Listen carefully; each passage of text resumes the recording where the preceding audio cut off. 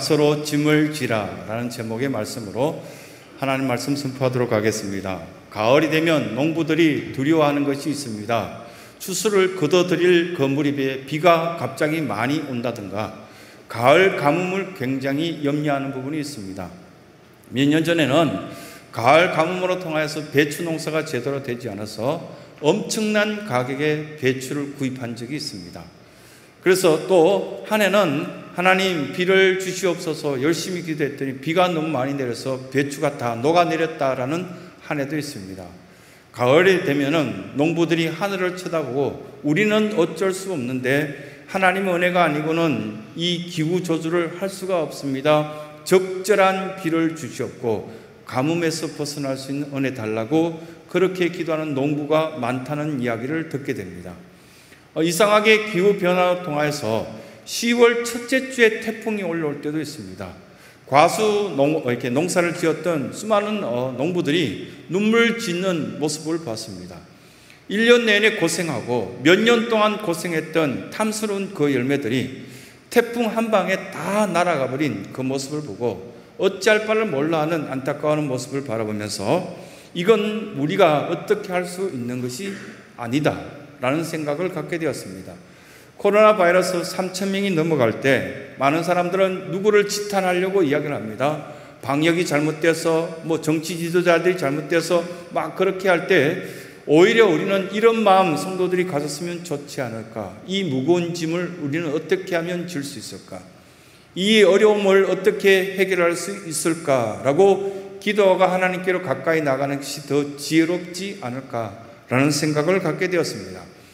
많은 사람들을 보면 성도가 이렇게 우울증을 앓고 있는 사람도 많이 있지만 언크리스찬들, 예수 그리스도에 대해서 전혀 알지 못하는 사람들도 우울증을 심하게 앓고 있는 사람들이 전 세계적으로 파악된 인구가 이제 통계청에서 나왔습니다. 너무 놀랄 만큼 많이 나왔던 것을 볼 때 사람들이 마음이 많이 아파하는구나 라는 생각을 갖게 되었습니다. 정치 지도자들이 참 안타까운 어떤 모습을 봅니다. 어제도 호남에서 있는 어떤 당에서 대표자를 세우기 위해서 투표했던 그 이야기하면서 그 전에 서로 비방하는 내용을 쭉 듣고 이제 저분들은 이 나라의 어떤 지도자들이 되기 위해서 칭찬하는 것은 완전히 잊어버린 상태구나 라는 안타까운 생각을 잠시 갖게 되었습니다. 물론 무한 경쟁 시대입니다. 남이 낮아져야 내가 높이 올라갈 수 있다는 그런 생각을 가질 수도 있겠지만 좀 칭찬하는 이야기를 방송에서도 많이 들을 수 있었으면 좋겠는데 그런 어떤 생각을 잠시 했습니다.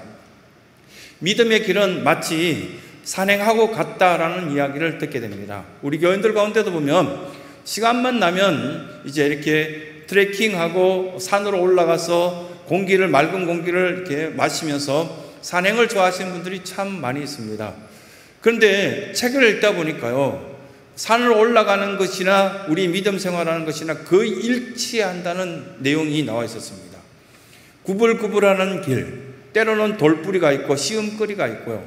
이왕이면 그 산행을 할 때 대화를 이렇게 마음껏 웃으면서 할 수 있는 사람이 있으면 훨씬 더 그 산행길이 즐겁다라는 어떤 이야기를 하는 내용들을 읽고 공감하는 어떤 생각이 들었습니다. 믿음의 길은 산행길과 같구나. 그러면서 저 높은 어떤 위치까지 정상까지 올라가는 그 사람과 가는 도중에 갑자기 마음이 바뀌어서 너무 힘들어 이제 나는 이만큼 올라왔으니 됐으라고 돌아가는 사람하고 차이가 너무 많이 난다는 겁니다. 우리 성도들 가운데도 그렇게 이야기했습니다. 산 꼭대기까지 올라가서 먼 곳까지 바라보고 아주 상쾌한 공기를 마시는 사람과 7분 능선 정도까지 가서 돌아오는 사람과는 본 내용이나 경험한 내용이나 너무 차이가 난다는 겁니다. 신앙은 끝까지 가봐야 됩니다. 주님과 함께 손잡고 천국까지 가봤을 때 그의 어떤 삶이 어떤 삶이었는지 우리는 돌아볼 어떤 필요성을 많이 느낀다는 겁니다. 반면에 도중에서 이건 아닌 것 같아, 힘들어, 그리고 좌절하거나 자기 스스로 포기하는 것은 어리석다라고 그렇게 이야기하는 것을 듣게 됩니다. 예수님께서는 우리에게 선한 사람이라면 성도다운 어떤 삶의 모습 가운데 선한 사마리아인을 우리는 뚜렷하게 생각하게끔 했고요. 또 한 가지는 요한복음 8장에서부터 쭉 이야기하고 있는 한 여인이 자기의 어떤 욕심대로 살다가 가늠하다가 현장에서 잡혀서 예수님 앞에서 무릎 꿇고 이제 돌 맞을 준비를 하고 있는 그 여인에게 예수님께서는 용서하시는 장면이 나옵니다. 선한 사마리아인, 그리고 가늠하다가 잡혀온 여인.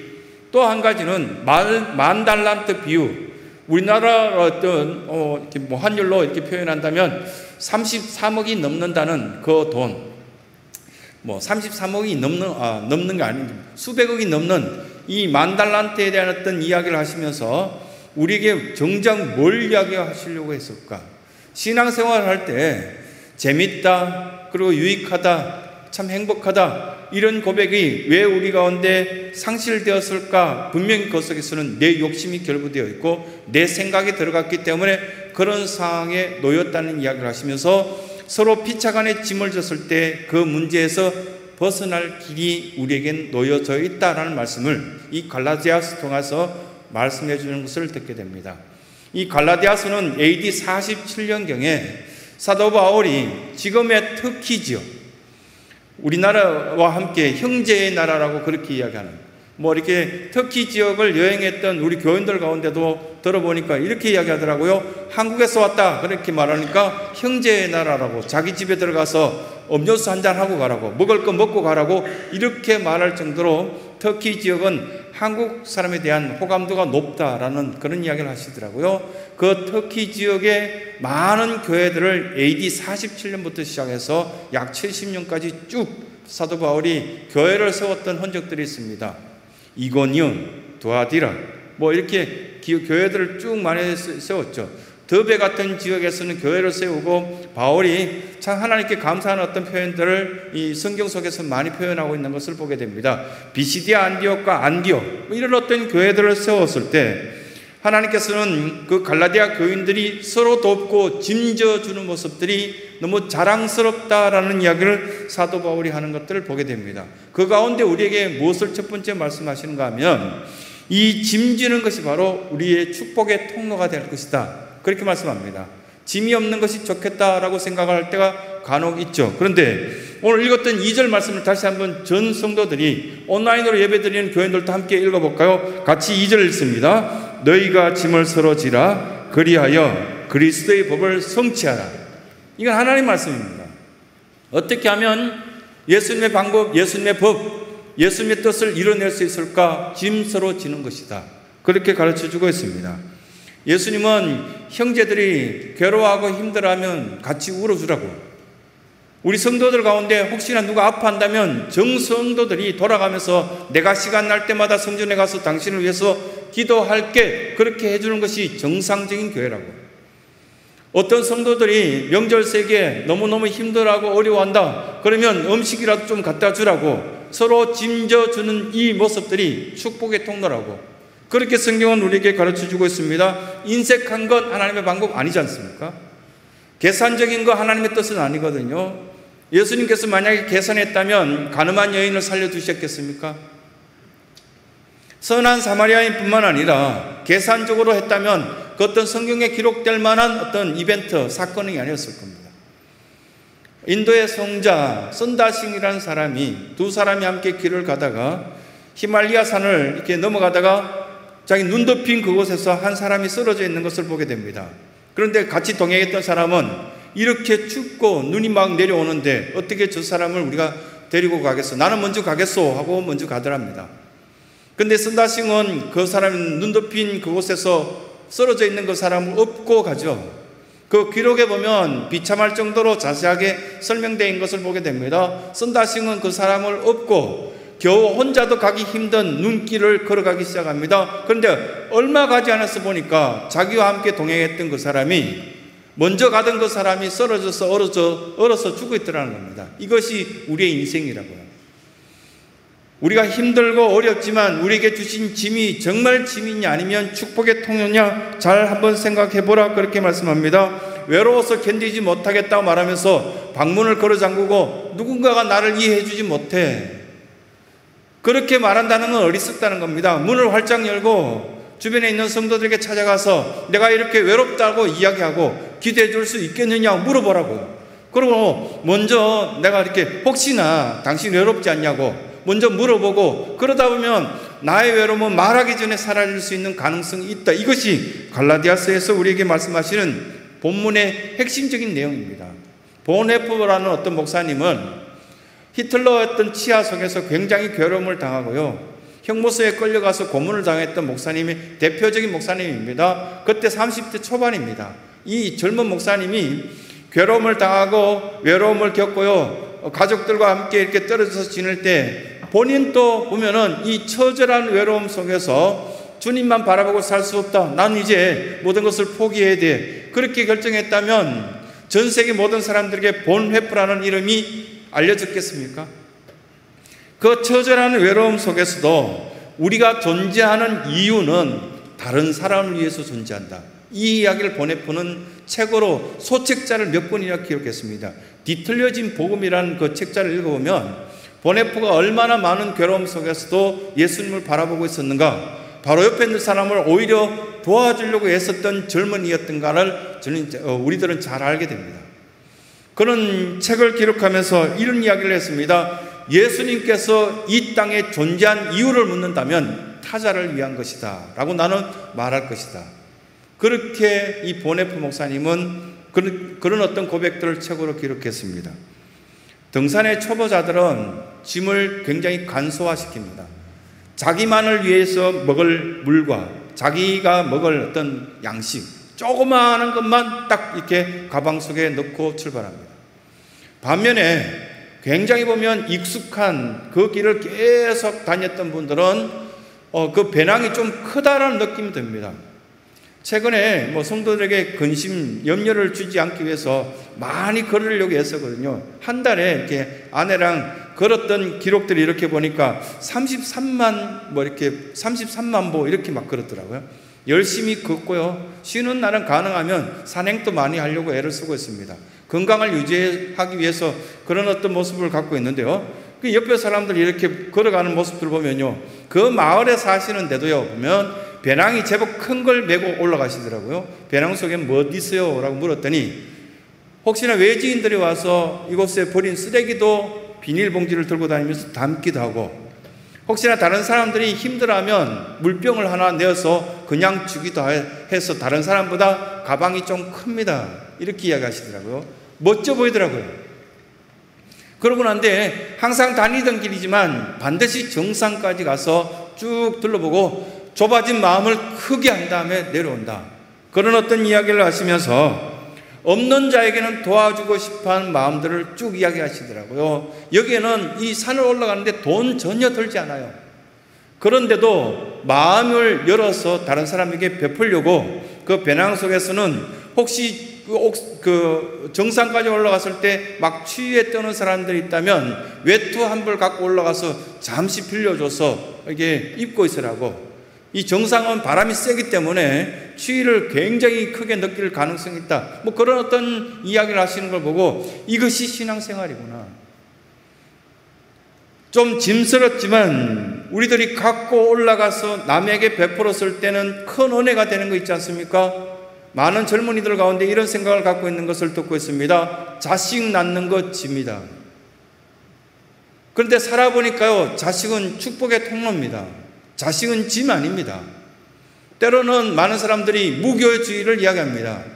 교회 가지 않는 것이 참 은혜라고, 사람의 관계를 맺지 않고 혼자 지낸 것이 굉장히 은혜스럽다라고 이야기하는 사람들이 있는데 성경을 잘못 배워서 그렇습니다. 성경을 보지 않아서 그렇습니다. 성경에서는 틀림없이 관계 속에서도 상처가 나기도 하고 그것으로 통해서 함께 울고 웃으면서 기도할 때 크신 하나님의 은혜를 경험한다. 교회가 바로 축복의 통로가 될 수 있다는 것을 잊어버렸구나 하는 말씀을 우리에게 가르쳐 주는 겁니다. 짐 없으면 간편하다고 생각하는 것은 어리석다라고 이야기합니다. 짐스러운 가게가 하나 있는 것이 좋고요, 짐스러운 사업장도 있는 것이 좋고요, 짐스러운 어떤 친구가 없는 것보다는 있는 것이 낫습니다. 먹을 것 나눠주고요, 함께 웃을 수 있는 시간 가질 수 있고요. 그리고 때로는 보면은 냄새나는 옷을 입고도 금방 찾아가서 친구야 커피 한 잔 줄 수 있겠냐 이렇게 말할 수 있는 친구 있는 것이 좋지 않습니까? 짐스럽다고 다 끊어버리면 뭐까지 끊어버리겠습니까? 나중에는 가족까지 끊어버립니다. 이런 어리석음을 갖지 말라라는 말씀을 갈라디아 교인들을 자랑스러운 어떤 모습을 보면서 그들에게는 이 갈라디아 교인들은 짐을 오히려 축복의 통로라고 생각하는구나 라는 말씀을 사도 바울이 하시면서 이 예배를 드리는 사랑하는 우리 신성의 성도들에게 짐은 축복의 통로가 될 가능성이 있다는 말씀을 첫 번째 하시는 겁니다. 두 번째 우리에게 이런 말씀하십니다. 그 짐을 질 때 자원하여 지라. 공부하려고 하는데 꼭 엄마는 공부하라고 말한다. 이렇게 말하죠. 그와 똑같이 2절을 우리가 함께 읽었던 것처럼 너희 짐을 지라. 그리고 그리스도의 법을 성취하라. 그렇게 말씀하시면서 4절에 각각 자기의 일을 살피라. 살펴보면 내가 할 수 있는 것들이 충분히 있습니다. 이 교회 속에서도 내가 할 수 있는 일들이 있습니다. 만약에 교인들이 한 가지씩 나누어서 짐을 진다면, 한 100가지만 나눠진다면 엄청난 파괴력과 엄청난 힘을 갖게 될 것이다. 이것이 하나님의 뜻입니다. 2절에 말하는 짐과 5절에 말하는 짐은 영어 성경에 보면 overtaken이라는 어떤 그 다른 단어로 나올 수도 있겠지만, 이건 아닙니다. 조금 후에 다시 말씀드리겠습니다만, 이 짐이라는 것은 바레라는 짐 있잖아요. 뭐 이렇게 거기서 이 조그마한 배낭을 이야기할 때 바레라고 이야기했나? 뭐 그런 어떤 생각들을 잠시 가져봤는데요. 알파, 베타 할 때 베타로 시작하는 단어가 있습니다. 그래서 바레라는 단어를 이 작은 배낭, 군용 배낭을 사용할 때 이걸 바레라 그렇게 말합니다. 이걸 짐이라고 2절에 표현하고요. 5절에 나오는 말씀에 각각 자기의 짐, 이것은 굉장히 큰 짐, 우리가 이렇게 쳐다봤을 때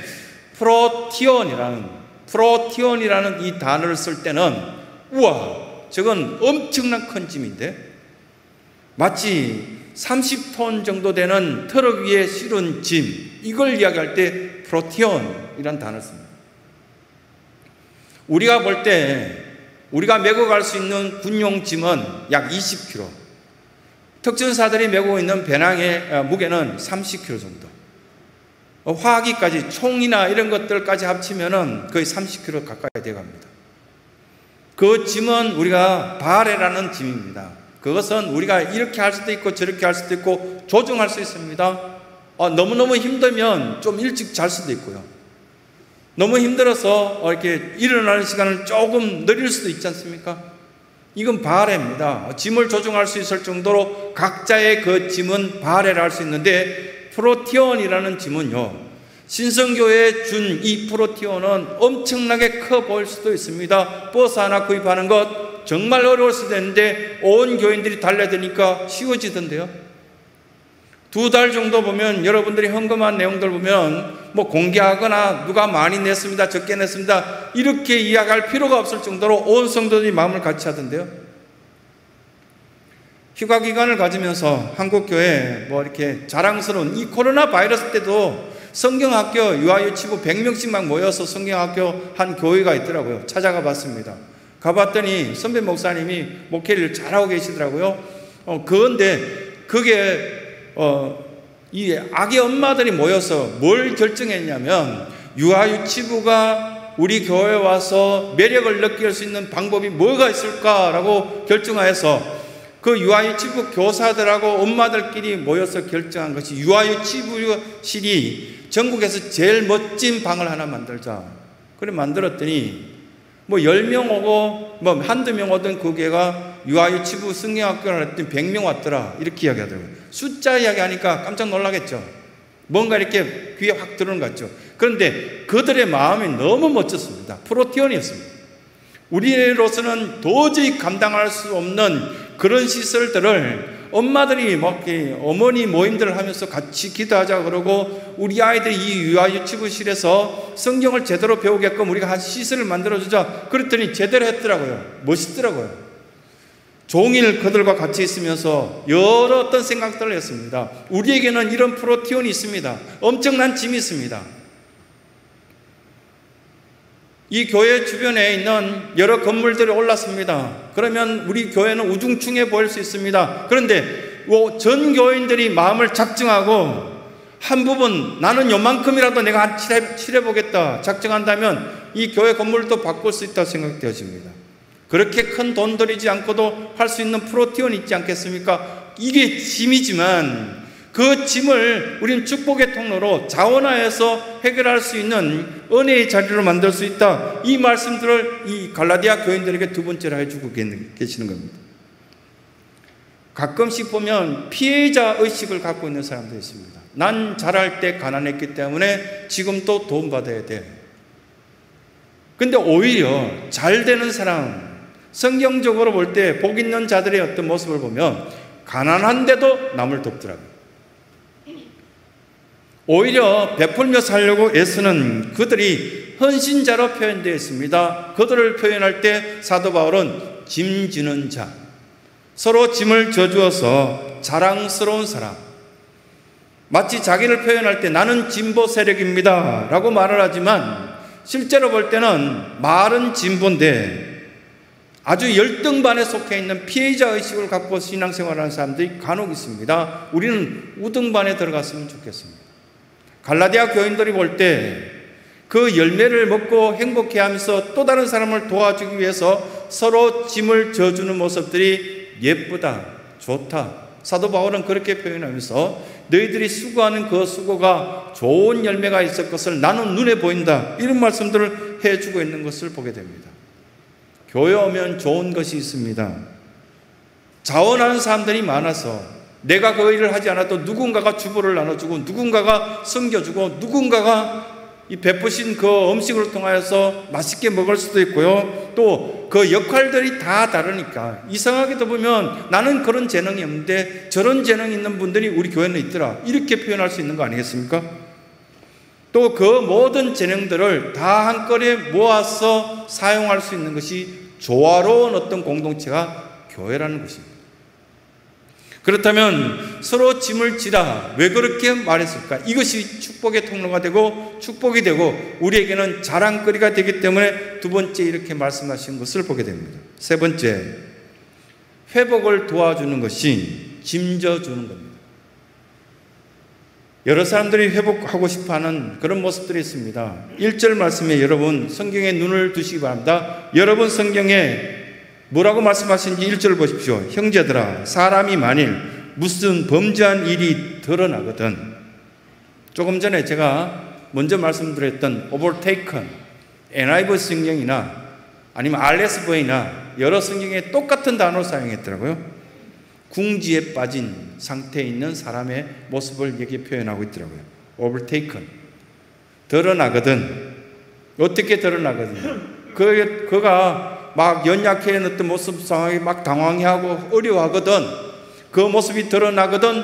우리에게는 어떤 감동이 있을까요? 어떤 충격이 있을까요? 어떤 신호를 우리에게 주게 될까요? 도와주라고 하는구나. 이 모습은 한 사람이 보면 이렇게 표현했더라고요. 그 책에 보면은 원숭이가 바나나를 먹고 싶은데 병 속에 있는 바나나를 손으로 푹 집었을 때 못 빼내는 거예요. 궁지에 빠졌습니다. 그랬더니 사육사가 가서 그 어리석은 원숭이에게 손을 펴라고 자꾸 이렇게 보여줍니다. 그랬더니 원숭이가 손을 딱 펴니까 아깝게도 바나나는 놓지만 손은 빠져나옵니다. 그러자 사육사가 그 병에 들었던 바나나를 툭툭 틀어서 속 빠져나오게끔 만들어서 너 먹으라고 줍니다. 막 바나나를 받고 원숭이는 절구하고 좋아합니다. 마치 이렇게 그 모습들이 드러나거든. 어려움에 처한 사람들이 있거든. 기도하는 사람들, 믿음에 이렇게 반열에 서 있는 저와 여러분들이 도와주라고 그렇게 말을 하는 거 아니겠습니까? 전쟁에 죽은 사람보다는 우울증으로 매년 죽는 사람들에 대해서 9월 10일 날 우울증 퇴치의 날 이렇게 선포해서 대통령 공약 가운데도 이게 몇 년 전에 선포된 그 있더라고요. 그래서 그것들을 쭉 읽어봤더니 엄청난 어떤 이야기들이 나와 있었습니다. 해마다 9월 10일 날 한 해 동안 얼마나 우울증으로 많이 죽었는가 그 숫자가 나오는데 전쟁으로 죽은 사람보다 훨씬 더 많다. 우리나라에 2020년 동안 한 해 동안 자살해서 죽은 사람이 10,000명이 넘더라고요. 전쟁에서 10,000명 죽었다면 어떻게 했겠습니까? 큰일 났다 그랬겠죠. 그러면 전 세계에 얼마나 많은 사람들이 우울증을 앓고 마음이 괴로워서 이 괴로움을 이겨내지 못해서 죽었을까? 110만 명이 넘었다라는 통계 이야기가 나와 있었습니다. 괴로워서 죽을 만큼 세계의 수많은 사람들이 힘들어하고 있습니다. 그나마 그래도 믿음으로 견뎌내는 많은 사람들을 볼 때 자랑스럽습니다. 40초당 1명씩 전 세계 많은 사람들이 괴로워서 견디지 못하고 있다라는 정신적인 문제, 영적인 결함이 있다는 것을 보여주고 있습니다. 그래도 영적으로 무장된 사람들은 이것이 나에게 주어진 짐인데 이 짐을 함께 지고자 옆에 사람을 보고 집사님 기도 좀 해줘. 내가 이런 어려움에 처해서, 또는 옆에 사람이 막 어려워하고 힘들어할 때 내가 기도해 줄게. 집사님 내가 기도 응답받았는데 곧 이겨낼 거야. 그런 이야기를 자신 있게 확신차게 이야기해 주자 서로 이겨내더라는 사실입니다. 바티칸 대성당, 로마에 있는 이 대성당 앞에 조각상이 있다는 거 여러분 들어보신 적 있을 겁니다. 얼마 전에 뉴스에 나왔기 때문에 저는 이것을 보았습니다. 뉴스로 보았는데 피에타상이라는 예수님이 십자가에서 내려왔을 때 마리아가 그 예수님의 시신을 껴안고 이렇게 내려보는 그 어떤 조각상입니다. 대리석으로 만드는 것인데 높이는 한 170cm 정도 되는데요. 아주 웅장하고 크더라고요. 그 조각상을 이렇게 몇 년 전에 보면 한 젊은이가 망치를 들고 그 울타리를 타고 넘어가서 한쪽 부분을 깨어버렸죠. 그래서 제가 이게 보면은 피에타상이라는 이걸 이제 알게 되었습니다. 이 피에타상이 제가 이렇게 우리 교인들 가정에 신방하다 보니까요, 성당을 다니다가 우리 교회를 출석하게 된 우리 교인들 집에도 마리아상도 있고 이 피에타상을 모조품으로 조그마한 것이 있더라고요. 예수님을 이렇게 껴안고 눈물 흘리는 마리아의 모습이 있었는데 그걸 미켈란젤로가 세계적인 어떤 작품으로 만들어 놓은 것을 망치로 깨뜨려 버렸습니다. 몇 년이 지났는데요. 그러고 난 뒤에 어떻게 되었는가 검색해 봤더니 그걸 한동안 동안 자원하여서 내가 그 부서진 조각을 미켈란젤로처럼 만들지는 못한다 할지라도 제가 하겠습니다라고 전 세계 자원한 사람들이 많이 몰려왔답니다. 비용이나 이런 것들을 이렇게 다 감당하겠다는 사람들도 있었고요. 그런데 한동안 동안 깨어지고 부서진 그 모습을 그대로 전 세계에 보여주었다고 합니다. 왜 그랬을까? 이런 아픔이 있을 수 있다는 거 보여주었구나라는 생각을 갖게 되었습니다. 깨어진 그 모습들을 보고 마음 아파하고 힘들어하면 다시는 이런 어떤 일들이 벌어지지 않아야 될 텐데 라는 생각들도 가지게 되지 않았을까요? 그러면서 누군가가 이 일을 해결할 수 있는 사람, 누군가가 도울 수 있는 손길들이 필요하겠구나, 내가 그것을 하겠습니다라고 자원하여서 세계 많은 사람들이 조각상을 만드는 사람들이 몰려왔고 그것들을 얼마 지나고 난 뒤에 해결했다라는 기록이 남아 있었습니다. 빌립보서 4장 3절에 보면은 글레멘드라는 사람이 나오고요. 사도 바울이 그 이야기를 쭉 하시면서 여인들을 돕고 글레멘드와 그리고 또 이 하나님의 사람들을 돕는 너희들이 되었으면 좋겠다라는 이야기를 쭉 하시다가 빌립보서 4장 6절에서 7절 말씀에 뭐라고 말씀하시는가요? 아무것도 염려하지 말고 다만 모든 일에 기도와 간구로 너희 구할 것을 감사함으로 하나님께 아뢰라. 그리하면 지각에 뛰어난 하나님의 평강이 그리스도 예수 안에서 너희 마음과 생각을 지켜주실 것이다. 멋진 하나님의 말씀이 음성이 우리에게 들려오기 시작했습니다. 교회의 장점은 무엇인가?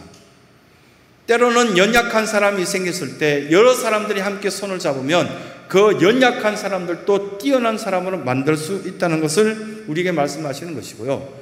고린도전서 12장 28절 말씀까지, 고린도전서는 전체에 보면 어떤 사람은 방언, 어떤 사람은 예언, 어떤 사람은 방언을 통변하는 일, 어떤 사람은 이렇게 병자를 고치는 은사를 받아서 그 일들을 감당하는 사람들도 있고요. 그것들을 고린도전서에는 12장에 쭉 이야기합니다. 그러다가 28절 정도에 가면은 뭐라고 말씀하시느냐면 이런 일로 통하여서 하나님이 교회 중에 몇 설 세웠으니 첫째는 사도요, 둘째는 뭐 이렇게 이야기하다가 교사요, 선지자요 쭉 이야기하시면서 다음 능력을 행하는 모든 사람들이 각자의 어떤 능력대로 서로 짐을 져주게 된다면, 돕는 것과 다스리는 것과 협력하게 된다면 엄청난 일을 감당할 것이다.